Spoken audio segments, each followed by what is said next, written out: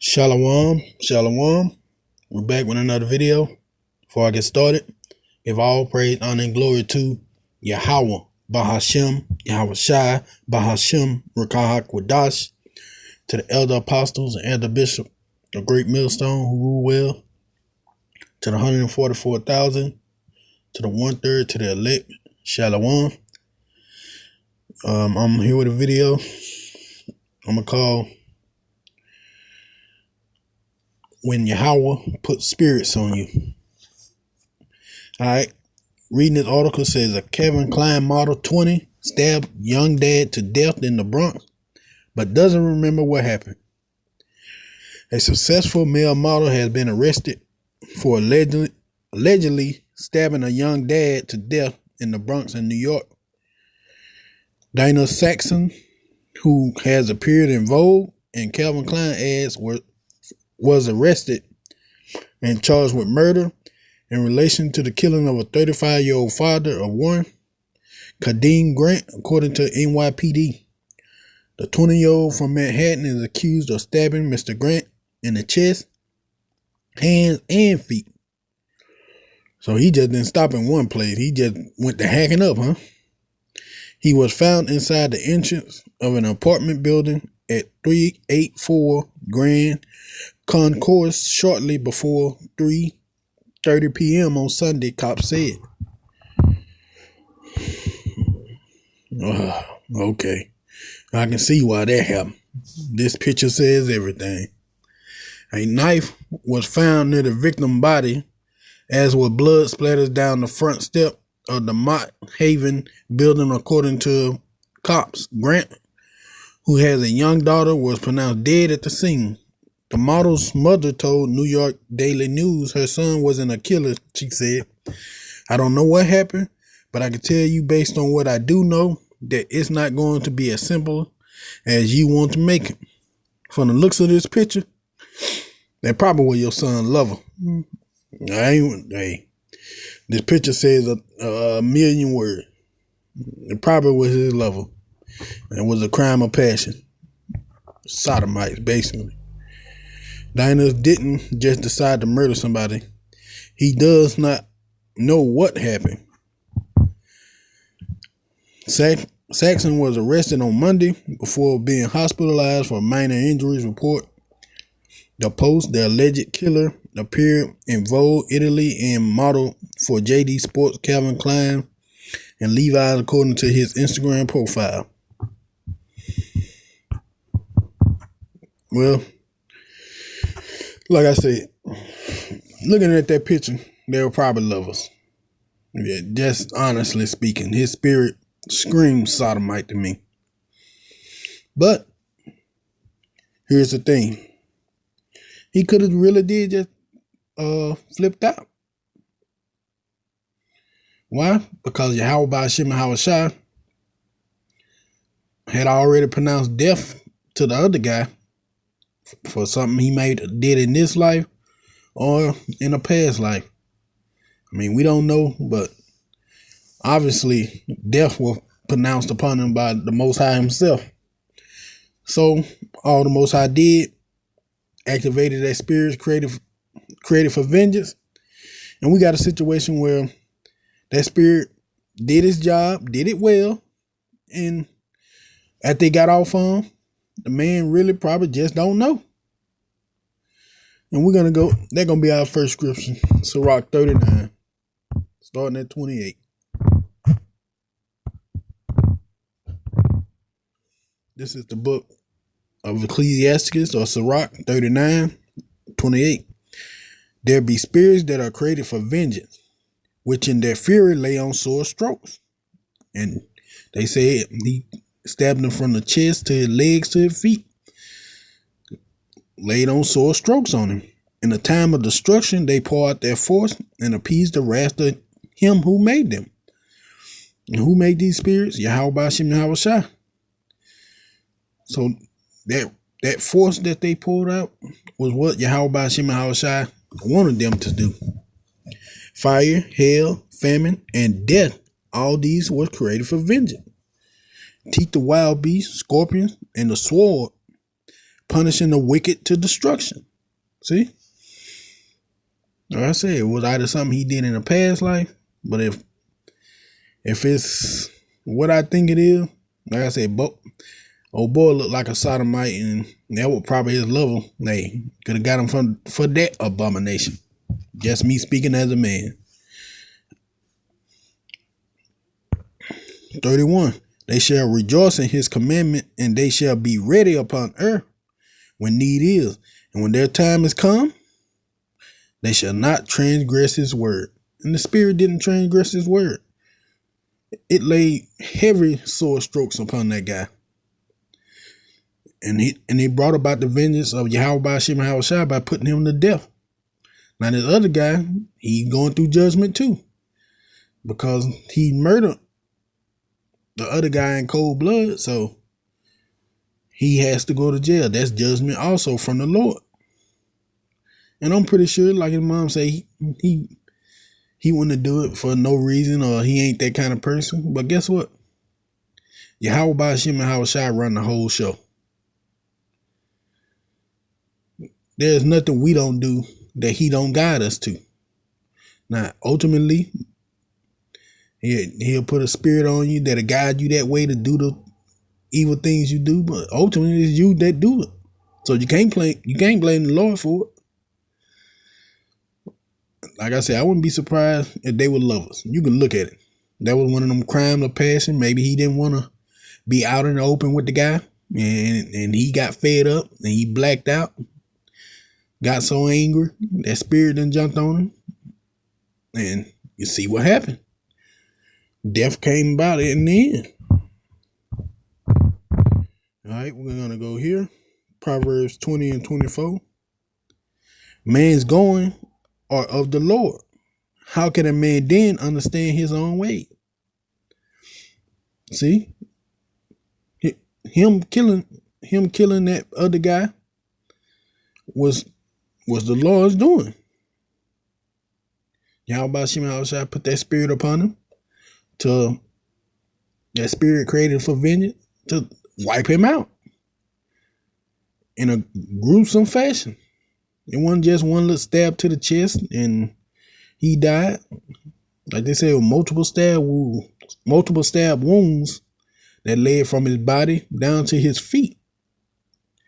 I mean, think about that. To his feet, he was trying to make sure he never got away, so he can continue to put those sword strokes on him. Crazy thing, man. It even have the Bible even show you instances where the Lord will put spirits on people or control people to do the things that he won't done. We're going to go through a few of those. All right. Let's go to Exodus 7, 3 and 4. That's the Pharaoh.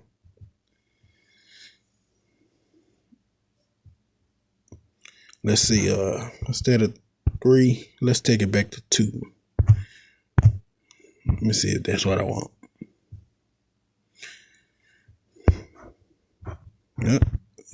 Let's go to 1. Exodus 7 and 4. I'm going to start at verse 1. And the Lord said unto Moses, See, I have made thee a god to Pharaoh, and Aaron thy brother shall be thy prophet. Thou shalt speak all that I command thee, and Aaron thy brother shall speak unto Pharaoh, that he send the children of Israel out of his land. And I will harden Pharaoh's heart, and multiply my signs and wonders in Egypt. So, as we see in this instance, the Lord said he will harden Pharaoh's heart. I mean, everybody should know the story of Exodus by now. The reason why Pharaoh wouldn't let the Israelites go, because Yahweh Ba'ashem Yahushua kept hardening his heart. He was putting the spirit upon him. To harden his heart, even though the Lord was showing such great signs and wonders, that he still will rebel. So ultimately he can set him up to be destroyed. Verse 4. But Pharaoh shall not hearken unto you, that I may lay my hand upon Egypt and bring forth my armies and my people, the children of Israel, out of the land of Egypt by great judgments. See? It was all set up by the Lord. You think after he turned the Nile into a river of blood, that would you really want to rebel against that kind of power? Nah, man. Do you think the swarm of locusts and other bugs, the thick darkness, you wouldn't want to rebel against that? Even the death of all the firstborn in Egypt. Think about that. At that point, Pharaoh let him go. Then what the Lord did? Harden his heart again to come after him just to destroy him, as he said. It was all a setup by Yahweh Ba'ashem Havashai. Just like what happened to that model. He was set up by the Lord to do the job, to put the other guy to death like he did. All right, let's go here next. 1 Kings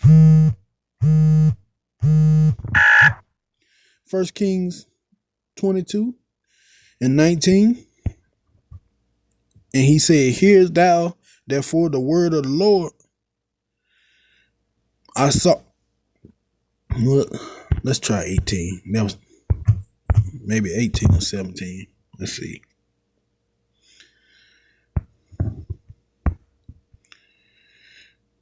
And the king of Israel said unto Jehoshaphat, "Did I not tell you thee that he would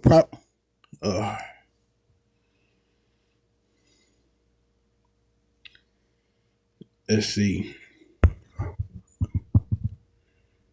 You know what? We'll go from here. Prophesied no good concerning me, but evil. And he said, Hear thou therefore the words of the Lord. I saw the Lord sitting on his throne." That's Yahweh. "And all his host of heaven standing by him on his right hand and on his left. And the Lord said, Who shall persuade Ahab that he may go up and fall at Ramoth Gilead? And one said it on this manner, and another said on that manner." As you can see, the Lord asking the spirits, okay, I need this man to die.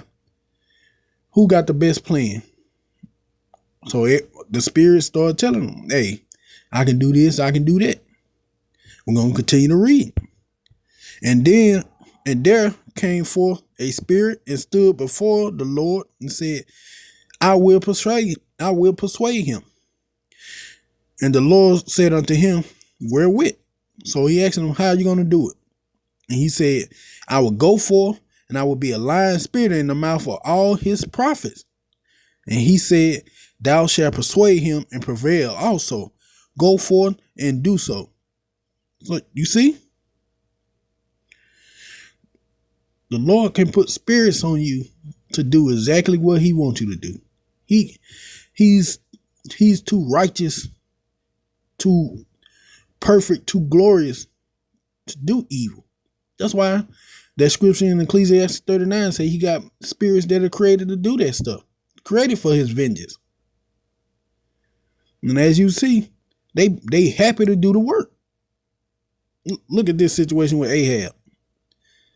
Ask them which one want to do it. Every spirit on both sides stood up saying they had an idea.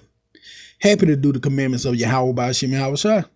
So you think this wasn't a situation when it came down to this model stabbing to death this other man? The same thing, man.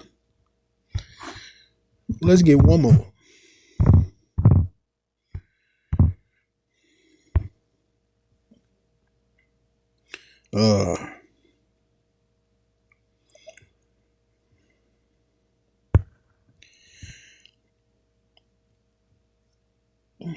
Let's see. Yeah, we'll go with this. Come on. Mark 5, verse 6. But when he saw Yahushua fall off, he ran and worshipped him and cried with a loud voice and said, What have I to do with thee, Yahushua, thou son of the Most High God? I adjure thee by God that thou torment me not. For he said unto him, Come out of that man, thou unclean spirit. And as we just seen in multiple scriptures, the Lord will put spirits on people. So this was a situation where Yahushua was taking a spirit off a man, because he has that power given to him by his father Yahweh. And he asked him, "What is thy name?" And he answered, saying, "My name is Legion, for we are many." Look at that. That man had a bunch of spirits on him. And he besought him much that he would not send them away out of the country. Now there was there nigh unto the mountain a great herd of swine feeding. And all the devil besought him, saying, "Send us into the swine, that we may enter into them." And forthwith Yahushua gave them leave, and the unclean spirits went out and entered into the swine, and the herd ran violently down a steep place into the sea. There were about 2,000 and were choked in the sea. So see, the Most High will put spirits on you. There was a situation where the man was, matter of fact, let's see. Maybe I'll start at one.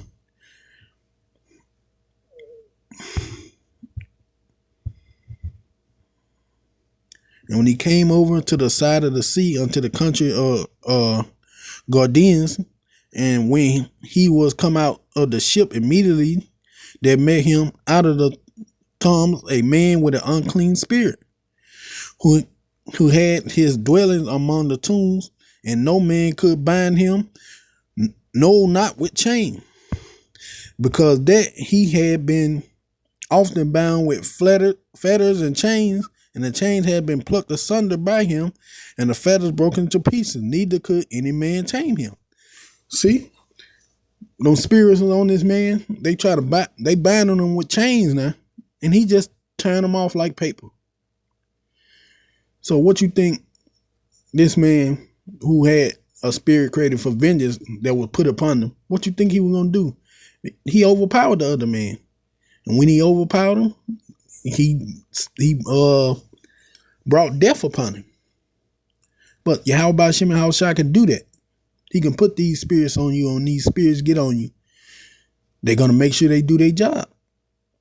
And he could have gave that guy gave him just enough strength to overpower the other man to put him to death. That's why ultimately you got to fear Yahweh Ba'ashem Yahushua.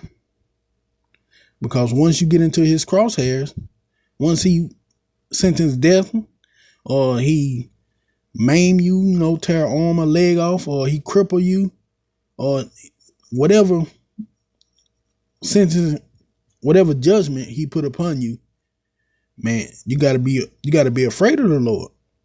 Because if he wanted done, it would be done. And there are spirits who gladly would do it for him. And we're going to finish off here. Hebrews 10:31. It is a fearful thing to fall into the hand of the living God. And it's very fearful. Because there is no way out of it. Once he pronounced a sentence, you have no one who can save you.